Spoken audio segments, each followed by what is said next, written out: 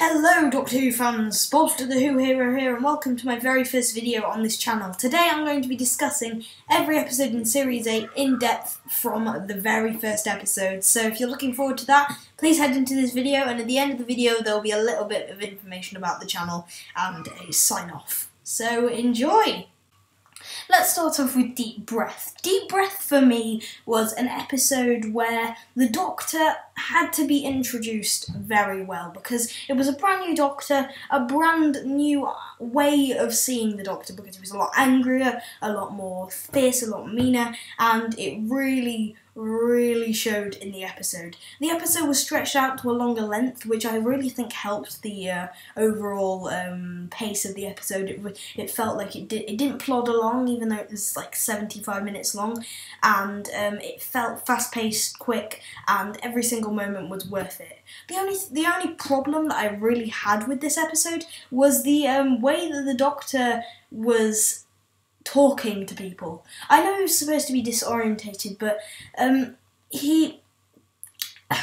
you can really see the way that he talked to people in this episode is a lot ruder. It was a lot more rude than the rest of the series, and I really think that kind of protruded. Any new viewers that jumped on the boat wagon would suddenly think now that the history of Doctor Who, Peter Capaldi, the Doctor was always this rude and snappy, and I think Matt Smith, Matt Smith wasn't rude. What really needs to come across in the show is that each incarnation is different, and I really think this episode did show that. But maybe if they'd made the Doctor a little less rude. Now on to Into the Dalek. Into the Dalek was a very different sort of episode after the very first episode's kind of protruding entrance of just in your face, it's time to go, let's head off into the universe, blah blah blah. This episode felt a lot more like it was quite condensed, quite small, whereas the first episode felt very grand. Into the Dalek, its main problem for me was pace. It was slow. It barely had anything going on in it. When they were inside the Dalek, it literally just felt like it was plodding along. You need to get from A to B, but there was all of this filler in the middle that made it a proper Doctor Who episode. In my head, this would have made it a lot better because they've been releasing mini Doctor Who novella books or e-books. This would work a lot better as an e-book, a mini event where the Doctor went inside the Dalek's body, but it doesn't really work for me as a full story. The Daleks were practically only in the last 5-10 minutes, and the rest of the episode is kind of a duplicate of Dalek in my head. Dalek, Series 1 episode, it kind of felt like it was a duplicate, a recreation of the original let's say, Dalek episode, when the Dalek is on its own, is having troubles with its morality, and even though the original Dalek ended on a high note, ended on a sad note with the Dalek exploding itself, blowing itself up. I really think that this episode ending on the happy note of the Dalek going off to solve crimes in the universe or whatever, solve the wrongs of the Daleks, but I really think that this episode could have worked better. One thing I really don't think this episode needed was the whole section at the beginning with Danny Pink. It was unnecessary, unneeded, and altogether Into the Dalek was a bit of a disappointment for me. Now on to episode 3, Robot of Sherwood. As we all know, well, if you don't know, then there was some stuff going on in the news that made Doctor Who the BBC cut a certain amount of the episode out of Robot of Sherwood. There was a whole aspect of the episode that needed to be wiped out because of certain news things. You can look up more about that because I'm not really going to go into detail about that. But I really think the episode flowed well without that. It still worked, it still was good. And I really like the way that they're not shoving the promised land down your throat in this episode. The first 2 episodes, there is whole scenes with Missy in the garden, but I said garlic. Missy in the garlic, Missy in the garden, and in this episode there was just a mention on a screen of the Promised Land, which I really think helped. Altogether, the Robot of Chernobyl was a really good episode for me. It was a light-hearted relaxation before next week's listen. It was a proper fun episode that you could just sit down and you could just watch, but there was still some evil and menace inside of Ben. I've forgotten his name now. The guy who played the Sheriff of Nottingham's head. There was quite a lot of cool acting going on there. The actors were amazing. Peter Capaldi's performance and the banter between the two, Robin Hood and Peter Capaldi's Doctor, was absolutely brilliant, and I really, really think this episode deserves deserves a higher status than it's getting, because it seems that people didn't really take a liking to this episode. Now on to episode 4, Listen. Listen, to me, was a mixed bag of good elements and bad elements. The good elements were the idea of behind, like, the secretness in the darkness and the monsters that live around us in fear, but the fact that the monsters might not even have existed was a great concept to me. The fact that the Doctor and Clara are fighting in this episode are fighting against literally their own fear, their own idea that there could be something there, which was really amazing in my head. I really, really liked that idea. The one thing that this episode didn't need was the date between Clara and Danny. I know it's supposed to it's supposed to just keep you up to date with their love life, but I mean, the only time they really needed to really flesh that out was 2 episodes later in The Caretaker. Listen was padded out with all of this date night stuff, when I really just wanted to get to the whole fear elements with the end of the universe and the Doctor. Also, they made Clara way too overpowered in this episode. The fact that she was the reason the Doctor went out to the universe. Unless that wasn't the Doctor and she was just talking to some random kid under the bed. Altogether, Listen was a very, very mixed bag. It was full of good elements and bad elements. The bad elements don't necessarily outweigh the good elements, but the good elements don't necessarily weigh out the bad elements. So, yeah. Episode 5, Time Heist. Now, Time Heist for me isn't actually as bad as many people perceive it to be. I know it's got all of Stephen Thompson's previous episodes. There's the absolutely diabolical Curse of the Black Spot and Journey to the Centre of the TARDIS. But Time Heist was an episode that made me think that you really had to tune in to understand what was going on, and you can really tell that it was co-written by Stephen Moffat in this episode.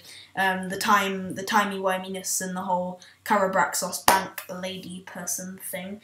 But there was the monster, for me, was the highlight of this episode.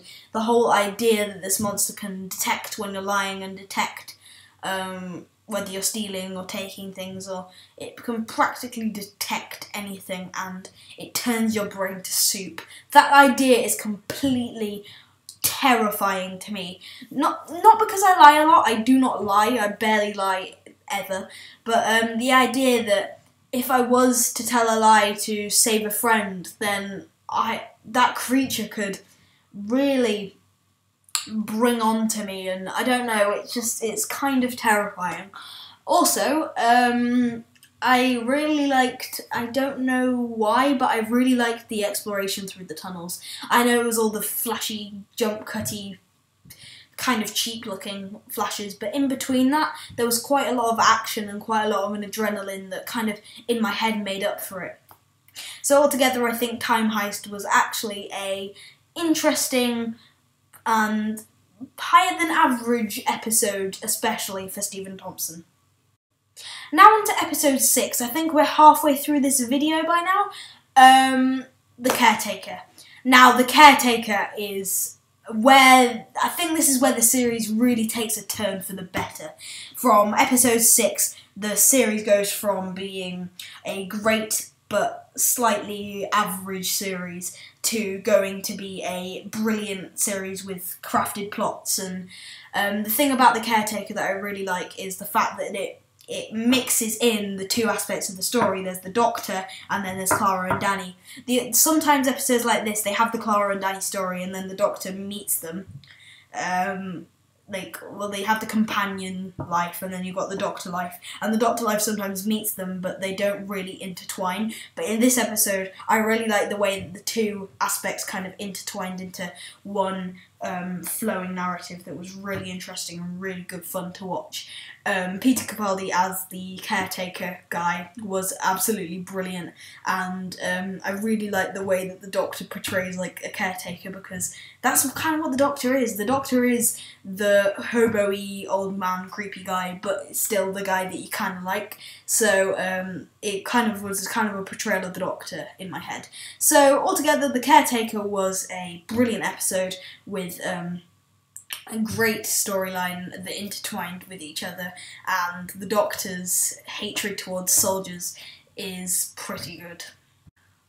Now on to episode 7, Kill the Moon. Now, Kill the Moon is a great episode. The way that the whole story is written, with the ending leading up to the massive argument that I absolutely loved. That is one of the most entertaining things that has happened in Doctor Who in recent times for me.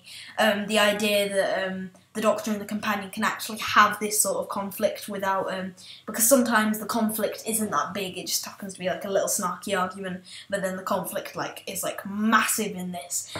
Also, the monsters, the spiders, were creepy, but I didn't find myself scared of them or anything. I'm not really scared of spiders or anything.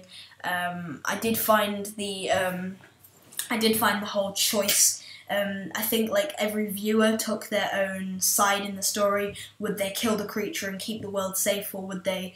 What was the other option? Or would they let the creature live but let the world die? And I know that people say that they would go for the second option, but the idea is most people would go for killing the creature. And I've really got no idea what would actually happen in this situation, but it's a really interesting way to make us think about ourselves, like the way we would have lived through this, and that problem that they had to overcome in this episode. Plus, the conflict, like I said, was absolutely brilliant. Now on to episode 8, Mummy on the Orient Express. The first episode by amazing writer in my head, Jamie Matheson. I've got no idea how to pronounce his name, but he is absolutely brilliant. I love Jamie Matheson. Mummy on the Orient Express was a episode where you can really show the Doctor's true identity. He doesn't save people, but he tries to save as many people as he can, and if that means sacrificing one person for the sake of 10 people, then he will go for that one. He will let that one person die. So it really shows how the Doctor has to make difficult choices, but and that speech at the end really shows that. Also, the mummy, the concept of the mummy is brilliant. The idea that it goes in, and no matter what you do, or no matter where you go, you cannot stop this creature from coming for you. And in my head, that is absolutely freaking terrifying. I was trying to, after the episode, I was running through my head over and over again, how would I escape? What would I do? Would I just carry on running? Because no matter what, in 66 seconds time, I will die. No matter what. If I jump out the train, I'm going to die anyway because it's in space. But I mean, I didn't really think of that. But the idea that this is another episode that made me think is brilliant, and Mummy on the Orient Express is one of my favourite episodes of Series 8, if not the entirety of the Moffat era. Now on to episode 9, Flatline. Flatline was absolutely epic. It was another great monster from Jamie Matheson, and it was...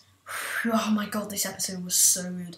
And the fact that the Doctor was trapped in the TARDIS the whole time, you could, even though there was comedic bits involving that. You can really feel the danger inside the TARDIS with the lights and the mood of the episode, and this really was the calm before the storm, considering how absolutely rubbish the next episode was, but I'll get onto that in a minute. And oh god, the whole Dr. Light adventure is brilliant, with the fact that Clara it shows off Clara's addiction, the fact that she's slowly becoming the Doctor, and she gains her own companion. It's a very interesting look into the world of Clara Oswald. So, yeah, that's amazing. Now, I am going to stab myself in the head after I've finished talking about In the Forest of the Night. Frank Cottrell Boyce has written some of the worst books I've ever read. He wrote Millions. I read Millions and I absolutely despised it. It was horrible and boring and nothing happened, and the way that he slogs the writing is just a slog to read. And this really shows in the Forest of the Night. There is no concept behind In the Forest of the Night.